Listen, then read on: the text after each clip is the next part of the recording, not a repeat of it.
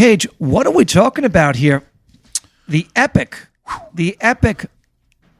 Led Zeppelin song remains the same. Yeah, you got to shake your head a little bit on this one. You know. Penultimate. That's right. Right? We're going right to the top. That's right. So 3 nights, Madison Square Garden, 1973. Right? The live recording was 73 MSG. Right. The movie comes out 76. Correct. With the soundtrack. Magical times. When you got your friends, I was 15 then. When you got your friends together right here in Port Jeff Station, right here at the theater that's still there, that same theater, and you got your friends together, and the memories are just, guys and girls, are just phenomenal. Quorum W section, a little shout out there. And you get together and you go to the premiere. And as I remember, it was right around the time of the Rocky Horror Picture Show, so there was a little competition. But I think they actually melded them together, which was a good idea. You saw 2 or 3. Were those the midnight? Yeah. Those were the midnight ones, right? That was a magical time. You're out, you're a young teenager, and you're doing the midnight movie theater runs. I remember stealing candy from King Cullen and going directly to the movie theater and taking it in with my band, because I did have a band at 15. Oh, wow. It was called The Fuzz. Good name. And me and the boys went and saw, like, it was a marching order to see Led Zeppelin in the theater and shut up, and we're watching this, and we did it. And then it was a trip, you know? So we could talk about the film first, you know? Okay. I mean, we have a live album that, of course, is the soundtrack of the film.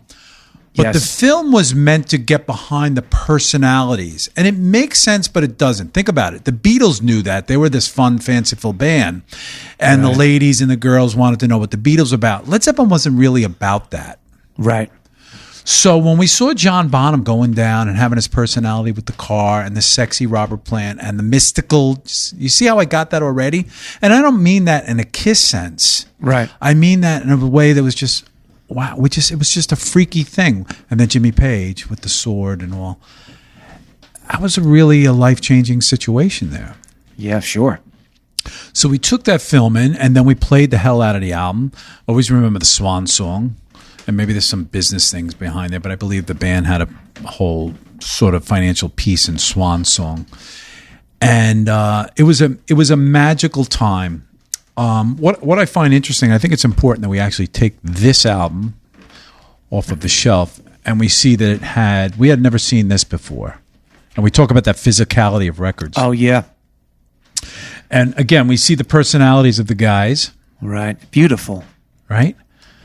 And we see the foreword, which I probably never read when I was a kid, by Cameron Crowe, the movie director. Wow. I don't think he had anything to do with the making of the film. I think he just wrote this foreword, which was an explanation that the boys got the call. Remember, the boys got the call. Right. And we got a tour together, and they get on a plane, and they go to MSG. And they all get the call inadvertently in different areas. And they're living their lives. And they're living their lives, and they got to get back on the road. Right. And now it's funny because they've got little kids crawling around. Correct. You know. Now the thing is, little things that you may not know is they hired a guy that always wanted to do a film. I forget his name. It really doesn't matter. It was this guy that wanted to do a film, and they hire him for $85,000. It was $85,000 worth of film. And you could look at that and you can go, it's a lot, it's a little. I think their purses at that time were $225,000, so I think it's a little amount of money.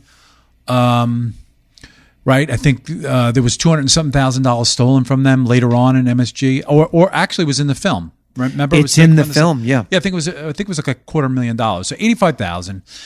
But you ask yourself, they filmed this and recorded in '73. They don't come out with this to October '76. Correct. They wanted the soundtrack. I'm sorry. They wanted the actual audio and film to come out at the same time, but there were shenanigans, and I laughed my ass off when I read about this that the guy was holding out on a film. Oh, I didn't know that. Yeah, he was holding out on a film. The guy that first filmed was like, well, look at it. And I'm thinking about all the guys that I work with. They go, no, you're not getting the film back.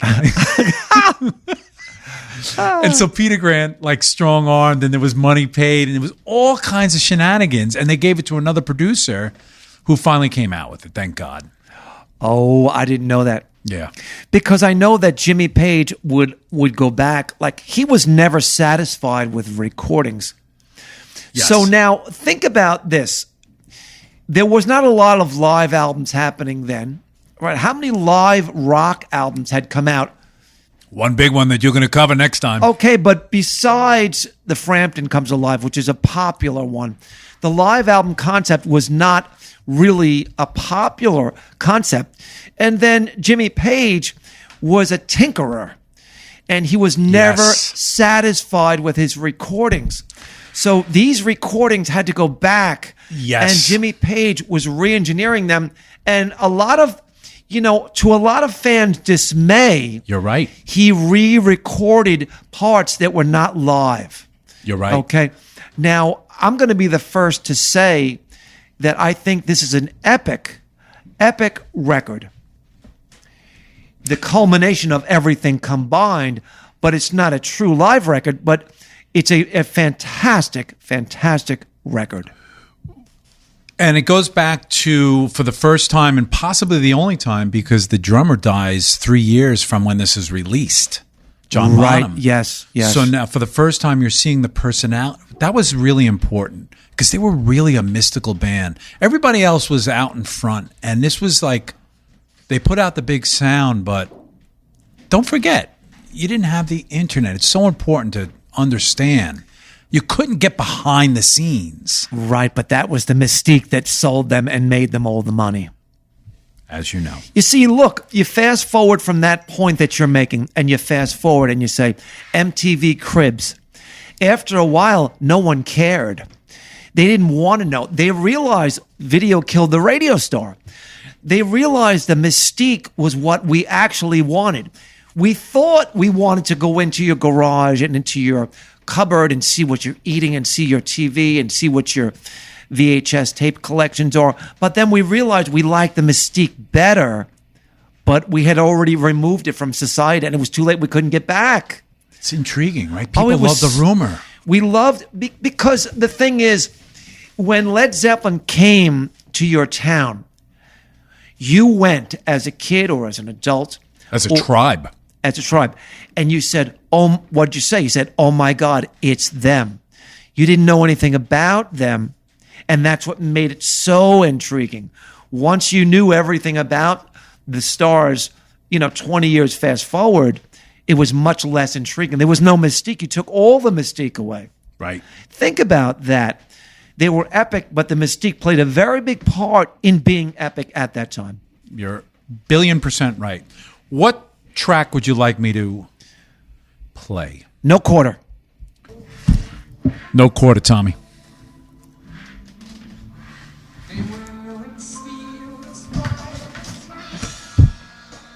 And now we're getting heavy.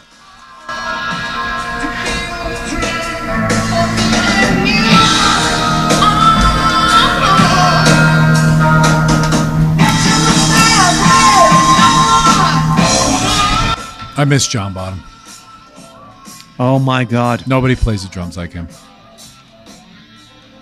You're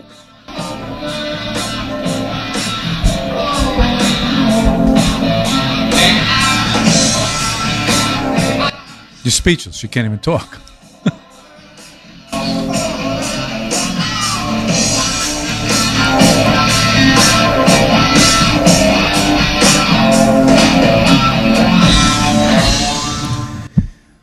There's so much to it because I would say that no one's drum kit sounded like John Bonham's, but then we would go back and say, yeah, but no one had the attack of John Bonham.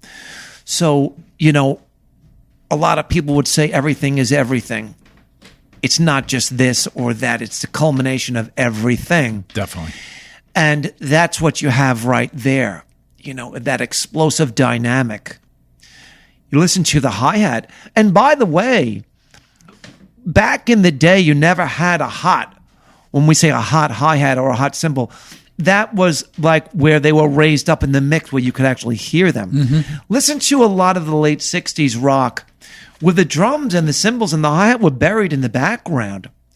Led Zeppelin brought the hi-hat up into the forefront. Listen to a cut like Good Times, Bad Times, where you have that riding hi-hat.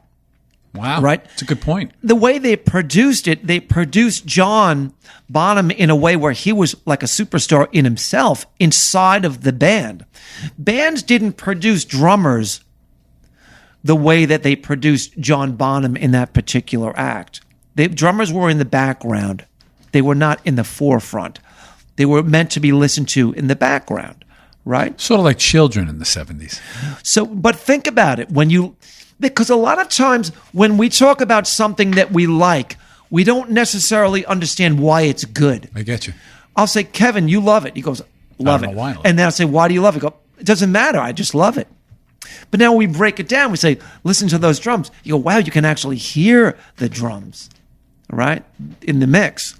A lot of bands won't record it necessarily to even function in a way that the drums were that important. But here was a guy that how could you hide him away in the back?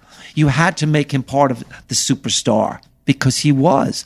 And really, if you want to take it further, when he passes away, the band decides we can no longer go on because Brilliant. He was such a superstar. No one could replace him. That says it all. Right. So that really makes the point that further. says it all. Yeah. September 25th. What a sad day. I remember that day. Right. I remember that day. I know exactly where I was.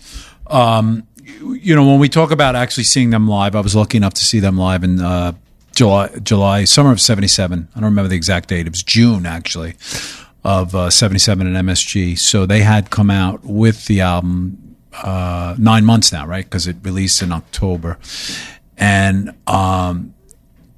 just a dream come true, right? Especially looking back when so many people tell me they weren't able to see them. That's A. And B, the little short story is I'm 15 years old and I go with 5 or 6 of my good friends and we take in the show and we get on the LIRR and we take the wrong train and we end up in the East Rockaway.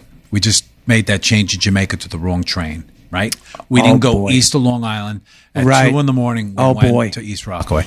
And guess whose parents were elected to pick us up? And it's a great shout out to my parents who actually did in the Montego Cougar to pick up 5 of us. What time did they? Those two. It's got to be late. What time did they get there? It's got to be 3 or 4 in the morning by then. And we all packed in because there was no choice. God. So we're gonna, that's a true story. How many free lawns true story. do you have to cut to make up your penance for that to your mom and dad? It was just something that I was grateful for, or at least am now. And I'll say one other thing: what that ticket cost me. True story: $7.50. Wow, it's indicative of the time. $7.50. No, I didn't sit first row. I was in the 200s. Oh, that's a great seat. And for no quarter, almost better. You'll love this. And for no quarter, I blew up some M80s, and I don't know why. You hear it throughout the live album. For firecrackers were really important in concerts, and we did that. Oh yeah. Oh, that was you and that was your M80. Yeah, that was. I heard that. Fantastic. Well, let's revisit what we were saying before. When you go there, okay, you're there, they're not on the stage yet. When they come out, your first impression is, oh my God, they're here. Mm-hmm. Yes? Yeah. It's like, oh my God, they're coming onto the stage. Yeah, it's so weird. It's going down. It's so weird. That electricity that filled your body. It's so weird. Again, anybody under my age that's watching this, or anybody under our age that's that was born into YouTube or not born into YouTube is going to understand that there was no predecessor to seeing them besides print. Think about it. There was no video to see them. Right. You have to understand that. Well, that's the hard part for people to understand now. What was then? Right. That's the whole beauty of it. With the exception of the fact we should mention that actually probably the reason why they sold that all 4 nights. I think it was 4 or 5 nights. Oh, I didn't know that. Yeah, at 77 because of the film. So we do have to say that. But it wasn't on demand is my point. You watch the film at 12 o'clock at night and that was it. Give me one other song. Whole Lot of Love. All right, let's do that. Thunderous, right? Thunderous. All right, let's do that. Fantastic. And this actually sounds like it's in a big stadium, a big room. This does not sound like this is done anywhere else but MSG. Yeah. You can hear the size of the room in the recording.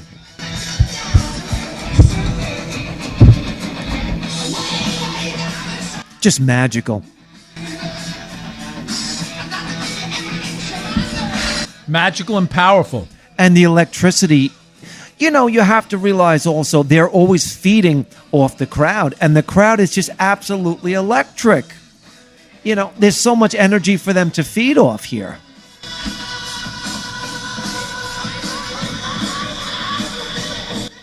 This was improv, all improv here. Not only improv, but this is the first time that we witnessed what's close to a theremin. Well, that is a theremin. There was a theremin, right? That's a theremin. Who does theremin? Nobody does theremin, but Led Zeppelin. Yeah, Jimmy fell in love with that theremin. There he goes. Wow. And now they're all improving off what he's doing. They're listening. They're all tuning into this now, and you hear the groove.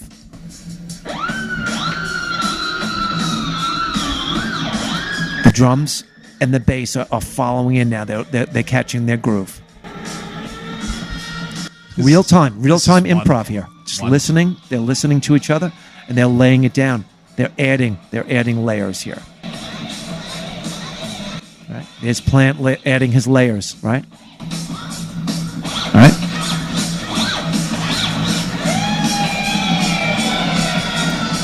He's getting syncopated, right? He's timing his rhythm, his rhythmic vocals here, right?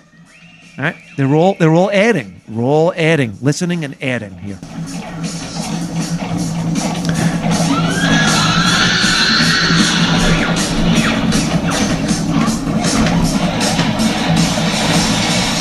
This band's from another world. Now they're going to break it down. And Jimmy's going to cue them into a different time signature, which he always did. Everything is based on Jimmy, on the improv. Jimmy changes. When he changes, the band tries to follow him. Right? Right.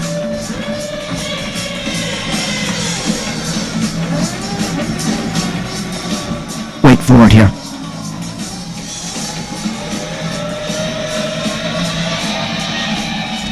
He's like the master conductor here, Jimmy Page.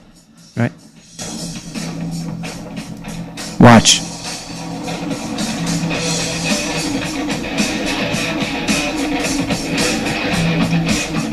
And now they all follow. Now they see where he's going, and they're all on board. Right? All improv. Changes every night for them. Just creating. Just creating. It's fucking great.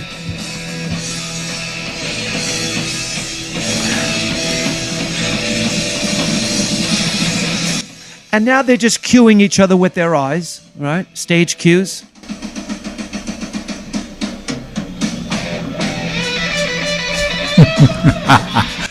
And that goes back into the studio album. And they get you back into it. Yeah. Thank you for bringing us through what? That was awesome. You know this album. That was awesome. Wow. I tripped out a little bit there. That really brought me back. That was fucking awesome. This, we should say, this album, because you asked about the last thing we did. This sold, I did write it down. This sold 4 million units. That's 4 platinum. Remember platinum, right? 1 million? Right. So that's great, right? But hell yeah. That's great, but the kind of money that my grandfather always said, right? Because my grandfather being a musician, his second favorite thing was baseball, and he heard the numbers that baseball players were making, right? And even when we look at like the film here, the film only grossed 10 million. And it's probably one of the biggest rock films ever. Oh my God. And sure. so like films today do, it's not uncommon to hear 100 million, 200, 500, even $1 billion in some of the big things. So, Well, I just want to add to that because, you have to realize something. This was a little bit of a sleeper album for mainstream rockers. But you know what made this a lot more popular was satellite radio. It got a lot more airplay, where in a world where you could play B-sides and bootlegs and live versions of things, because there was a lot more latitude on satellite radio to get into the deeper cuts. You couldn't get these things really on FM radio. They weren't cut up into those perfect nuggets. The 3:26, the 3-minute 26 second. 3:26. That's so funny. That's the same number that I have in my mind when I think of a hit. Well, we're Geminis. What the fuck? 3:26. But you realize that because of that, it didn't really get the airplay. It became a soundtrack. Now look. Conversely, we'll get into this when we get to Frampton Comes Alive, but I want you to think about the fact that the Frampton Comes Alive, right, with the radio edits as far as the length of the songs. Baby, I Love Your Ways, right? They also did a radio edit of Do You Feel Like We Do, where it still worked, and it got the play, and then you had Show Me the Way. You had one other thing. You had him as the center of teetering. I won't say he got there, but teetering on sort of like a teen idol. Yeah. Like a Leif Garrett. You're 100% right 100%. about that. Yeah, it was a little bit of a different time. But these were not accessible. The Led Zeppelin Live, The Song Remains the Same songs, were not easily accessible if you weren't tuned into that mainstream of the movie and the whole background story. You weren't going to get this. That's why these are really such gems now, because there's such tremendous brilliance on these recordings if you can find your way or a path back to them, which, is not easy now. Well, that's what we're trying to do here, Tommy boy. The digital YouTube and satellite radio has been instrumental in bringing new fans into all music. But as you have brought up many times before, and I was shocked that I had this album, because when we started to say, hey, let's do this kind of show, which people seem to like, I go, let me look at my app collection. Yeah, and let's make sure we actually have the physical album. Let's make sure we have the episode. Right. So sure. I have this album in pristine condition. I happen to have the date I bought it. I bought it in 2004 for $10. Near as I could tell on eBay, it's worth about $110, especially in this condition. Probably doing better than any stock I bought. I don't know about that. Apple might be out doing that. Yeah, Apple outdid it. Anyway, it's nothing about what it's about, but it tells me that let's make this clear that as the years go by, people throw out albums and they disintegrate. Oh God! Right? Can you imagine finding that in someone's trash? It would make you cry. It would make you cry. I would have to weep. There it is. I would have to take a day off work and cry. There it is. It's such a beautiful, beautiful piece. And you know what? Back in the day, I mean, that's a double album. And That's true. I want to just take this out. Let's do this. I want you to just look at the look at side 2. Look at side 4 of There's 2. 4 sides. Yep. Yeah. How many songs? 1. One song. I didn't realize that. You just told me that. Can you side imagine? 2 is Dazed and Confused. It's one song. Oh no. Okay, side 2 is one song. Side 2 is one song. And we're asking why didn't it get more airplay? I think we're telling ourselves the answer, right? Got it. Yeah, I'm just gonna roll this off here. It is 4 sides: Rock and Roll, Celebration Day, The Song Remains the Same, Dazed and Confused, 1 whole side, No Quarters, Stairway to Heaven, which on the radio was 11 minutes. They broke all records with that. Moby Dick and a Whole Lot of Love. It's not a lot of selections. Doesn't matter. Classic, buddy. Love covering it with you. And I hope people will listen to that one again. Great time covering this. Great time. Great time. Absolutely. Thank you. We're out. We're out.